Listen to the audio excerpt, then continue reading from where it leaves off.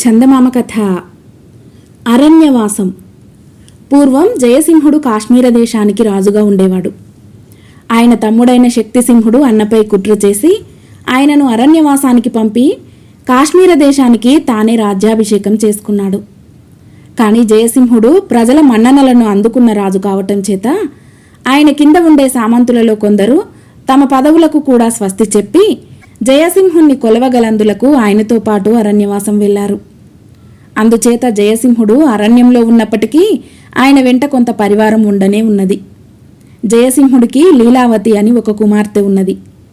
అలాగే శక్తిసింహుడికి కూడా మాలతి అని ఒక కుమార్తె ఉన్నది. వారిద్దరూ ఒకే ఈడువాళ్ళు కావటం చేత తన కుమార్తెకు తోడుగా ఉంటుందనే ఉద్దేశంతో శక్తిసింహుడు లీలావతిని అడవులకు వెళ్ళగొట్టలేదు. తమ తండ్రులు గర్భశత్రువులైనప్పటికీ లీలావతి మాలతులు ఎంతో అన్యోన్యంగా ఉంటూ ఒకరినొకరు ప్రాణం కంటే ఎక్కువగా చూసుకునేవారు. తన తండ్రి అరణ్యవాసం తలుచుకుని లీలావతి విచారపడినప్పుడల్లా మాలతి ఆమె విచారాన్ని పోగొట్టడానికి శాయశక్తులా ప్రయత్నించేది. ఇలా ఉండగా శక్తిసింహుడి ఆస్థానంలో ఒకనాడు మల్లయుద్ధం ఏర్పాటైంది. దానిని చూడటానికి లీలావతి మాలతి కూడా వెళ్లారు. ఆ రోజు యుద్ధం చేసే మల్లులలో ఒకడు శక్తిసింహుడి ఆస్థాన మల్లుడు. వాడు అపరభీముడి లాంటివాడు. వాడి చేతిలో ఎందరో మల్లులు అదివరకు చచ్చి ఉన్నారు. ఈ మల్లుడితో ఇప్పుడు పోట్లాడటానికి వచ్చినవాడు ఒక సామాన్య యువకుడిలాగా కనబడ్డాడు. ఆ యువకుణ్ణి చూడగానే శక్తిసింహుడికి అతడి మీద జాలి కలిగింది. ఆయన, మన మల్లుడు ఈ కుర్రవాణ్ణి ఒక్క క్షణంలో చంపేస్తాడు, ఇతన్ని పిలిచి యుద్ధం మానమని సలహా ఇవ్వండి అని తన కూతురు మాలతితోనూ లీలావతితోనూ అన్నాడు. ఆ యువకుడి పేరు మకరాంకుడు. భటులు అతన్ని రాజకుమార్తెలున్న చోటికి తీసుకువచ్చారు. అతన్ని లేత వయసు, చక్కదనము చూసి రాజకుమార్తెలకు మరింత జాలి కలిగింది. మా మల్లుడు నీకన్న ఒడ్డు పొడుగు ఉన్నవాడు, మల్లయుద్ధంలో చాలా అనుభవం ఉన్నవాడు, నీకంటే బలశాలులను ఎందరినో వాడు అవలీలగా చంపేశాడు. అందుచేత నువ్వు ఈ ప్రయత్నం మానుకో అని వారు మకరాంకుడికి హితవు చెప్పారు. మాలతి కన్నా కూడా లీలావతి అతనిని ఎక్కువగా ప్రాధేయపడింది. అయినా మకరాంకుడు వారి మాట వినలేదు. నా క్షేమం కోరి మీరు ఈ సలహా ఇచ్చినందుకు చాలా కృతజ్ఞుణ్ణి. కానీ ఈ యుద్ధంలో చావటానికైనా నేను సిద్ధంగానే ఉన్నాను. ఎందుచేతనంటే నా కోసం ఏడిచే ఆప్తులు మిత్రులు ఎవరూ లేరు అన్నాడతను. తర్వాత మల్లయుద్ధం ఆరంభమైంది. మకరాంకుడు బలంలో తక్కువైనా యుక్తిలో తక్కువ వాడు కాడు. కొంతసేపు అయ్యాక అతడు అంత లావు మల్లుణ్ణి ఓడించి అందరికీ ఆశ్చర్యం కలిగించాడు. శక్తిసింహుడు అతడిని పిలిపించి, నాయనా, నీ పేరేమిటి? నువ్వు ఎవరి వాడవు అని ఆప్యాయంగా అడిగాడు. మహారాజా, నా పేరు మకరాంకుడు, మా తండ్రిగారు గోపాలదేవుడు అన్నాడు. గోపాలదేవుడు పేరు వినగానే శక్తిసింహుడి ముఖం ముడుచుకుపోయింది. ఎందుచేతనంటే గోపాలదేవుడు కొంతకాలం క్రితం చనిపోయినప్పటికీ బతికి ఉండగా జయసింహుడి ఆప్తులలో ఒకడు. జయసింహుడికి ఇష్టులైన వారి పేరు వింటేనే శక్తిసింహుడు సహించలేడు. నువ్వు మరెవరి కొడుకువైనా నేను ఎంతో సంతోషించి ఉందును అంటూ శక్తిసింహుడు తన ఆసనం నుంచి లేచి వెళ్ళిపోయాడు. ఆ యువకుడు తన తండ్రి మిత్రుడికి కొడుకైనందుకు లీలావతి ఎంతో సంతోషించింది. మల్లయుద్ధంలో అంత ప్రజ్ఞ చూసినప్పటికీ రాజు తన పట్ల అనాదరంతో ప్రవర్తించినందుకు మకరాంకుడు చిన్నబుచ్చుకోవటం రాజకుమార్తెలు గమనించారు. వారు వెళ్ళిపోతూ మకరాంకుడి దగ్గర ఆగి అతన్ని ప్రశంసించారు. తర్వాత లీలావతి తన మెడలో ఉన్న చంద్రహారం తీసి అతనికిస్తూ, నా జ్ఞాపకార్థం దీన్ని మీరు ధరించండి, ఇంతకన్నా ఇవ్వటానికి నా వద్ద ఏమీ లేదు, ఉంటే ఎంతైనా ఇచ్చి ఉందును అన్నది. తర్వాత కూడా లీలావతి తరచూ మకరాంకుణ్ణి గురించి మాట్లాడుతూ ఉండటం చూసి మాలతి కొంటెగా, అక్క, ఆ కుర్రవాణ్ణి నువ్వు ప్రేమించినట్టున్నావే అన్నది. అతని తండ్రి నా తండ్రి ఆప్త స్నేహితులైనప్పుడు నాకతను ఆప్త స్నేహితుడు లాంటివాడు కాడా అని లీలావతి తనను తాను సమర్థించుకున్నది.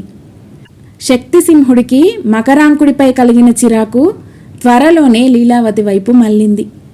ప్రజలకు జయసింహుడిపై అభిమానం ఏమీ తగ్గలేదు. వాళ్ళు మాలతిని మెచ్చుకున్న దానికన్నా లీలావతిని ఎక్కువగా మెచ్చుకుంటున్నారు. లీలావతిని చూసినప్పుడల్లా వారికి అడవులు పట్టిపోయిన జయసింహుడు జ్ఞాపకం వస్తున్నాడు. ఈ విషయాలు గమనించి శక్తిసింహుడు ఒకనాడు అకస్మాత్తుగా లీలావతితో, నీకిక్కడ చోటు లేదు. నువ్వు కూడా మీ నాన్నతో పాటు అరణ్యంలో వెళ్ళి ఉండు. నీవిక్కడ ఉండటం నాకేమాత్రం మేలు కలిగించదు అన్నాడు కోపంగా. అదేమిటి నాన్న? లీలావతి నేను ఇన్నాళ్ళు 2 శరీరాలు ఒకే ప్రాణములాగా ఉన్నాం. ఇప్పుడు ఆమెను అడవులకు పంపితే నేను క్షణం గడపలేను. మాకిద్దరికీ స్నేహం ఏర్పడక మునిపే ఆమెను పంపేసి ఉంటే ఎలా ఉండేదో. కానీ ఇంతకాలం గడిచాక మమ్మల్ని హఠాత్తుగా వేరు చేయటం అన్యాయం అని మాలతి తండ్రితో అన్నది. నువ్వు వట్టి వెర్రిబాగుల దానివి, ఆ లీలావతి వట్టి ముచ్చు. అది అమాయకపు ముఖం పెట్టి నోట మాట లేకుండా ఉండటం చూసి అందరూ దాన్నే మెచ్చుకుంటున్నారు. నిన్ను తలచేవారు లేరు. నీ హోదా ఏమిటి, దాని హోదా ఏమిటి? అది వెళ్ళిపోయిన మరుక్షణం చూడు ప్రజలు నీకెలా బ్రహ్మరథం పడతారో అన్నాడు శక్తిసింహుడు. తన తండ్రి మనసు మార్చుకోవడని రూఢి కాగానే మాలతి కూడా ఎవరికీ తెలియకుండా లీలావతి వెంట అడవికి వెళ్ళిపోయే ప్రయత్నం చేసింది. లీలావతి ఆమెను వారించలేకపోయింది. మనం మామూలు దుస్తులతో వెళ్ళటం చాలా అపాయకరం. మామూలు కుటుంబాల స్త్రీల దుస్తులు ధరించి వెళితే మనల్ని ఎవరూ పట్టించుకోరు అన్నది మాలతి. ఇద్దరము ఆడవాళ్ళలాగా వెళ్లే కన్నా ఒకరు మగ దుస్తులు ధరించటం మరింత క్షేమం. నేను నీకన్నా పెద్దగా కనిపిస్తాను కనుక నేను మగవేషం వేసుకుంటాను. అన్నా చెల్లెలులాగా మనం బయలుదేరిపోదాం అన్నది లీలావతి. లీలావతి తన పేరు పుష్కరుడుగా మార్చుకున్నది. మాలతి లక్ష్మి అని పేరు పెట్టుకున్నది. వారు వీలైనంత సొమ్ము, నగలు, తమ వెలగల దుస్తులు వెంట తీసుకొని సామాన్య కుటుంబీకులు ధరించే ముతక దుస్తులతో అర్ధరాత్రి ప్రయాణమై అరణ్యం కేసి వెళ్లారు. అరణ్యవాసం చేస్తున్న జయసింహుణ్ణి చేరుకుని అక్కడే ఉండిపోవాలని వారి ఉద్దేశం. వెంట డబ్బు తెచ్చుకున్నారు గనక వారికి దారి పొడుగున అన్ని సౌకర్యాలు లభించాయి. కానీ అరణ్యం ప్రవేశించాక వారు నానా బాధలు పడసాగారు. అరణ్యంలోకి ఎంత దూరం వెళ్ళినా జయసింహుడి జాడలేదు. దారి పొడుగునా అడవి జంతువుల భయం. ఇద్దరికీ సరైన తిండి లేదు. రాత్రివేళ తలదాచుకునేటందుకు మంచి చోటు లేదు. మాలతి ఒకచోట కూలబడి ఆకలికి శోష వస్తున్నది. ఇక ఒక్క అడుగు కూడా నడవలేను అన్నది. ఇద్దరూ కంటనీరు కార్చుతూ ఏమి చేయాలో తోచకుండా ఉన్న స్థితిలో దేవుడల్లే అటుగా ఒక కాపు కుర్రాడు వచ్చాడు. బాబూ, ఈమె నా చెల్లెలు. తిండి లేక శోషపడి ఉన్నది. మాకు ఇంత తిండి, విశ్రాంతి దొరికే చోటుంటే చూపి పుణ్యం కట్టుకో అన్నది మగవేషంలో ఉన్న లీలావతి ఆ కాపుతో. అయ్యా, దగ్గరలోనే మా యజమాని అయిన గొర్రెల కాపరి గుడిసె ఉన్నది. అక్కడికి రండి. ఇవాళ రేపో మా యజమాని ఆ గుడిసెని ఎవరికైనా అమ్మేసి అరణ్యం నుంచి వెళ్ళిపోబోతున్నాడు. అంతదాకా మీరు ఆ గుడిసెలో తలదాచుకోవచ్చు అన్నాడు కాపుకుర్రాడు. రాజకుమార్తెలకు ఇది ఒక మేలే అయింది. వారు గొర్రెల కాపరి గుడిసెకు వెళ్ళి ఆకలి బాధ తీర్చుకొని ఆ గుడిసెను తామే కొని అందులో నివసించసాగారు. గుడిసెలో కొన్ని వారాలకు సరిపడే ఆహార పదార్థాలు ఉన్నాయి. వాటిని తింటూ వారు జయసింహుడి ఆచూకీ తెలుసుకునే ప్రయత్నం మీద ఉన్నారు. రోజులు గడుస్తున్నాయి. వారికి జయసింహుడి జాడ తెలియలేదు గాని అరణ్యంలో ఒక ప్రాంతంలో చెట్లపైన ఎవరో లీలావతి అన్న పేరు చెక్కి ఉండటం మాత్రం కనిపించింది. ఇది మకరాంకుడి పనే అయి ఉంటుందని, ఏ కారణం చేతనో అతను కూడా ఈ మహారణ్యంలో ఉంటున్నాడని లీలావతి ఊహించింది. ఆమె ఊహ నిజమే. మకరాంకుడు కూడా పరిస్థితుల ప్రోద్బలం చేత అరణ్యవాసం చేయవలసి వచ్చింది. మకరాంకుడు గోపాలదేవుడి చిన్న కుమారుడు. తండ్రి పోయే నాటికి అతడు చాలా చిన్నవాడు. అందుచేత గోపాలదేవుడు చనిపోయే ముందు మకరాంకుణ్ణి తన పెద్ద కొడుకైన శశాంకుడికి ఒప్పగిస్తూ, నాయనా, వీడి భారం నీదే. వీడికి తగిన విద్య నేర్పించి పెద్ద చేసి ప్రయోజకుణ్ణి చెయ్యి అన్నాడు.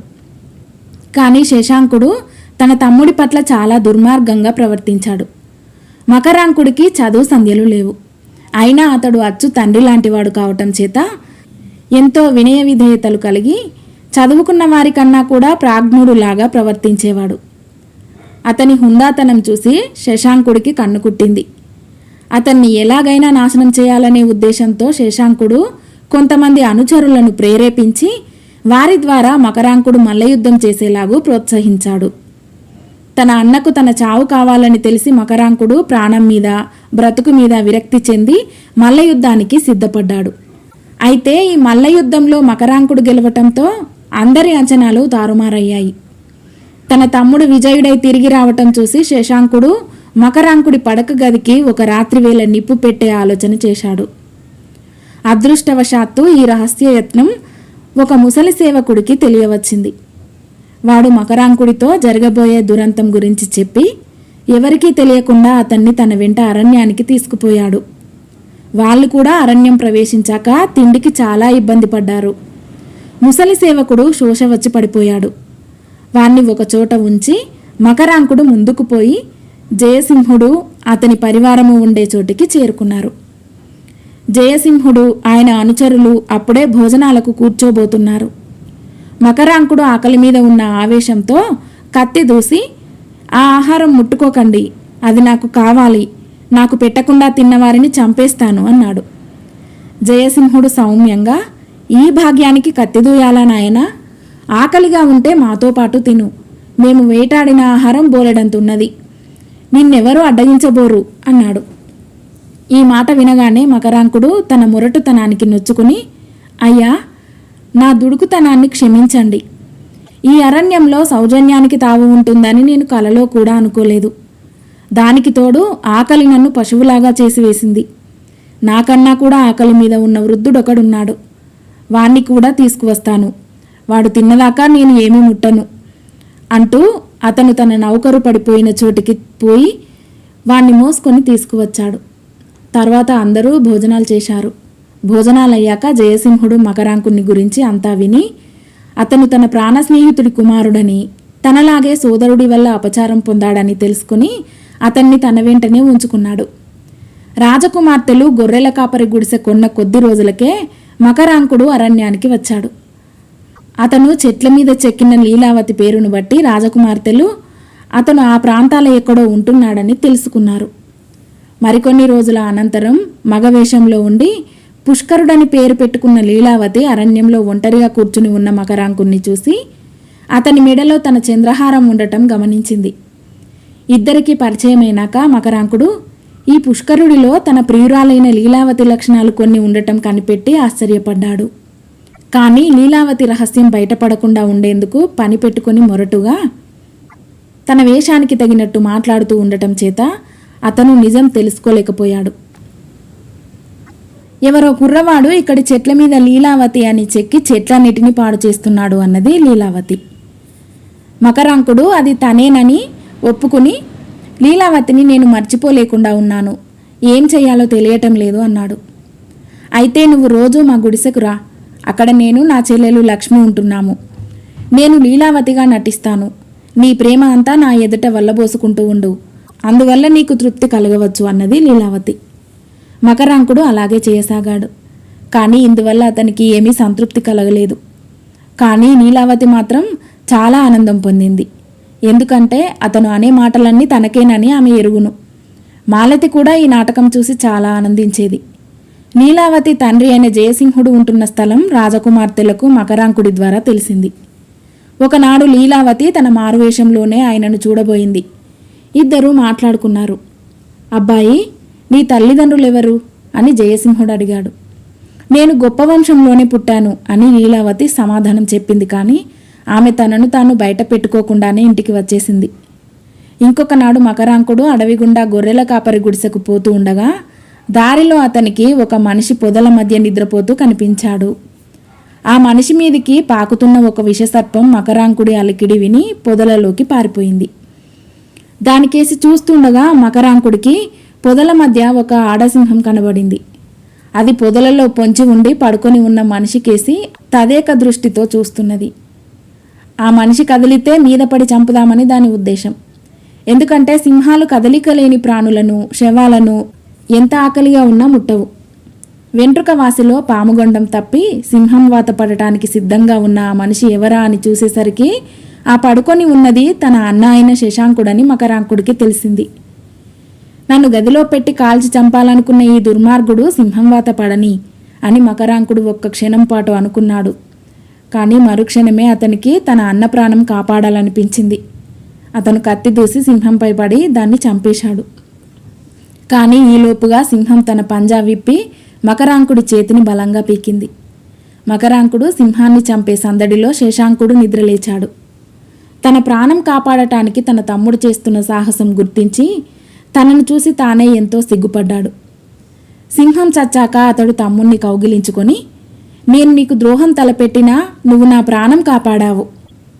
నా దుర్మార్గాన్ని క్షమించు తమ్ముడు అన్నాడు. మకరాంకుడు చాలా రక్తం పోగొట్టుకొని నీరసించి ఉన్నాడు. అతను శశాంకుడితో, అన్నా, ఈ దారినే పోతే ఒక గుడిసె వస్తుంది. అక్కడ పుష్కరుడని ఒక కాపు కుర్రవాడున్నాడు. అతను నా మిత్రుడు. సరదాకు అతడు నా ప్రియురాలైన లీలావతిగా అభినయిస్తుంటాడు. అతనితో నా సంగతి చెప్పాలి అన్నాడు. శశాంకుడు బయలుదేరి గుడిసెకు వెళ్ళి పుష్కరుడితోనూ లక్ష్మితోనూ మకరాంకుడికి గాయం తగిలిన వృత్తాంతమంతా చెప్పాడు. తాను మకరాంకుడికి అన్ననని, ఒకప్పుడు భ్రాతృద్రోహం తలపెట్టానని, అందుకే మకరాంకుడు అరణ్యవాసం చేస్తున్నాడని, తనకిప్పుడు బుద్ధి వచ్చి హృదయ పరివర్తన జరిగిందని కూడా శశాంకుడు వారితో అన్నాడు. శశాంకుడి పశ్చాత్తాపం చూసి మాలతి వెన్నెలాగా కరిగిపోయింది. ఆమె అతని బాధను అర్థం చేసుకుని సానుభూతి చూపింది.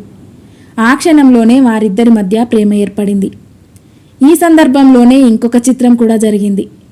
మకరాంకుణ్ణి సింహం పీకిందని వినగానే లీలావతికి స్పృహ తప్పిపోయింది. తిరిగి స్పృహ తెలిసినాక ఆమె తన దౌర్బల్యాన్ని కప్పిపుచ్చుకోవటానికి మకరాంకుడి ప్రేయసిలాగా అభినయించే అలవాటు చొప్పున ఈ వార్త వినగానే మూర్ఛ వచ్చినట్టు అభినయించాను అని ఆమె శశాంకుడితో అన్నది. కానీ పాలిపోయిన ఆ పుష్కరుడి ముఖం చూస్తే ఆ మూర్ఛ నటనగా శశాంకుడికి కనిపించలేదు.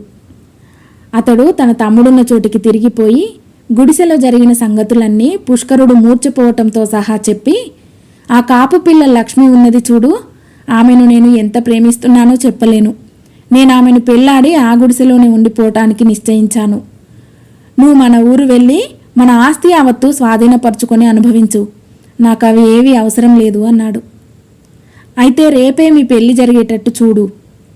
అడుగో పుష్కరుడు వస్తున్నాడు. ఆ లక్ష్మి ఒంటరిగా ఉంటుంది. నువ్వు వెళ్ళి ఆమెను పెళ్లికి ఒప్పించు. జయసింహుడి సమక్షానే పెళ్లి జరుపుదాం అన్నాడు మకరాంకుడు. శశాంకుడు వెళ్ళిపోయాక మకరాంకుడు లీలావతితో తన అన్న లక్ష్మిని ప్రేమించి పెళ్లాడటానికి సిద్ధంగా ఉన్న విషయం చెప్పి, ఈ పెళ్లితో పాటు నాకు లీలావతికి పెళ్లి అయితే ఎంత బాగుండును అన్నాడు. నీకు నిజంగా లీలావతి పైన అంత ప్రేమ ఉంటే నేను రేపు ఉదయానికల్లా ఆమె ఇక్కడ ఉండేటట్టు చేయగలను. అంతేకాదు, ఆమె నిన్ను పెళ్లాడటానికి ఒప్పుకునేటట్టు చేస్తాను. నాకు కొంచెంగా మంత్రవిద్య తెలుసు అన్నది లీలావతి. ఒక వంక ఆశ, మరొక వంక అనుమానము మకరాంకుణ్ణి బాధించాయి. ఇది పరిహాసాలకు సమయం కాదు, నిజం చెప్పు అన్నాడతను. ఇందులో పరిహాసం ఏమీ లేదు. నేను అచ్చంగా నిజమే చెబుతున్నాను. నువ్వు మంచి దుస్తులు వేసుకొని పెళ్లి కొడుకువు కావలిస్తే జయసింహుడు మొదలైన వారికి కూడా చెప్పేయి. రేపు ఉదయం లీలావతి ఇక్కడ ఉండేటట్లు చూసే పూచి నాది అన్నది లీలావతి. మర్నాడు ఉదయం జయసింహుడి సమక్షాన 2 వివాహాలు జరగటానికి ఏర్పాటైంది. లక్ష్మి, శశాంకుడు, మకరాంకుడు ఆయన ఉండే చోటికి వెళ్లారు. జయసింహుడి పరివారం పెళ్లి కూతురు ఒక్కతే ఉండటం చూసి ఆశ్చర్యపడ్డారు. పుష్కరుడు లీలావతిని తీసుకువస్తున్నాడని మకరాంకుడు చెప్పాడు. రాబోయే పెళ్లి కూతురు తన కుమార్తె అని విని జయసింహుడికి మరింత ఆశ్చర్యమైంది. పుష్కరుడు నిన్ను వేలాకోలం చేయటానికి అలా అని ఉంటాడు. నా కుమార్తెను తీసుకురావటం వాడి వల్ల ఏ పని కాదు అన్నాడు జయసింహుడు మకరాంకుడితో. ఇంతలో పుష్కరుడు అక్కడికి వచ్చి జయసింహుడితో, నేను మీ కుమార్తెను ఇక్కడికి తీసుకువచ్చే పక్షంలో ఆమెను ఈ మకరాంకుడు పెళ్లాడటానికి మీరు అనుమతిస్తారా అని అడిగాడు. తప్పక అనుమతిస్తాను. ఉంటే ఒక రాజ్యం కట్నంగా కూడా ఇద్దును అన్నాడు జయసింహుడు. ఆమెను పెళ్లాడటం నీకు సమ్మతమే కదా అన్నాడు పుష్కరుడు మకరాంకుడితో. అనేక రాజ్యాలకు చక్రవర్తిని అయినప్పటికీ ఆమెను మనస్ఫూర్తిగా పెళ్లాడతాను అన్నాడు మకరాంకుడు. తర్వాత పుష్కరుడు, లక్ష్మి కలిసి తమ గుడిసెకు వెళ్లారు. లీలావతి తన మగవేషం విప్పేసింది. ఇద్దరూ తాము తెచ్చుకున్న తమ అసలు దుస్తులను, నగలను ధరించి రాజకుమార్తెలలాగా తయారయ్యారు. వారు జయసింహుడున్న చోటికి తిరిగి వచ్చారు. లీలావతి తన తండ్రికి ప్రణామం చేసి తనను దీవించమని కోరింది. ఆమె తన తండ్రికి తన అజ్ఞాతవాస కథ యావత్తు చెప్పేసింది. తర్వాత లీలావతిని మకరాంకుడు, మాలతిని శశాంకుడు పెళ్లి చేసుకున్నారు. ఈ పెళ్లిళ్ళు నగరంలో ఎంతో వైభవంగా జరగవలసినవైనప్పటికీ ఈ మహారణ్యం మధ్య కూడా ఆనందానికి ఏమీ లోటు లేకపోయింది. పెళ్లిళ్ళు అయ్యాక అందరూ విందు భోజనాలు చేస్తుండగా శక్తిసింహుడు కొందరు భటులను వెంట పెట్టుకుని అక్కడికి వచ్చాడు. తన కుమార్తె మాలతి మాయమైనప్పటి నుంచి శక్తిసింహుడికి చాలా ఆగ్రహంగా ఉన్నది. దిక్కులేక అడవులు పట్టిపోయిన తన అన్న దగ్గరికి తన కుమార్తె ఎందుకు వెళ్ళాలని ఆయనకు కోపం వచ్చింది. జయసింహుణ్ణి ఆయన పరివారాన్ని నాశనం చేసే ఉద్దేశంతో శక్తిసింహుడు కొంత బలాన్ని వెంటబెట్టుకుని వచ్చాడు. అయితే కొత్త పెళ్లి కొడుకులను పెళ్లి కూతుళ్లను విందు చేసుకుంటున్న వారిని చూడగానే శక్తిసింహుడికి జ్ఞానోదయమైంది. అరణ్య మధ్యంలో కూడా ఆనందానికి కొరత ఉండదని, కిరీటం ఉంటేనే రాజు కానవసరం లేదని, తన అన్న అయిన జయసింహుడు ఎక్కడ ఉన్నా రాజేనని శక్తిసింహుడు అర్థం చేసుకున్నాడు. అతను అన్న కాళ్లపై పడి క్షమాపణ వేడి, జరిగినదేదో జరిగిపోయింది. నువ్వు లేని రాజ్యం అరణ్యంలాగా ఉన్నది, నువ్వు ఉన్న అరణ్యం రాజ్యంలాగా ఉన్నది. అందుచేత నువ్వు తిరిగి వచ్చి నీ రాజ్యాన్ని ఎప్పటిలాగా ఏలుకో అన్నాడు. ఈ మాటలు విని అందరూ హర్షించారు. జయసింహుడి అరణ్యవాసం ముగిసింది. తమ రాజ్యాలను కూడా వదిలిపెట్టి తనను అరణ్యంలో కూడా కొలిచిన సామంతులందరికీ ఆయన తన ఆదరాన్ని పుష్కలంగా చూపాడు. అందరూ తమ తమ రాజ్యాలకు తిరిగిపోయి సుఖంగా కాలం గడిపారు. కథ సమాప్తం.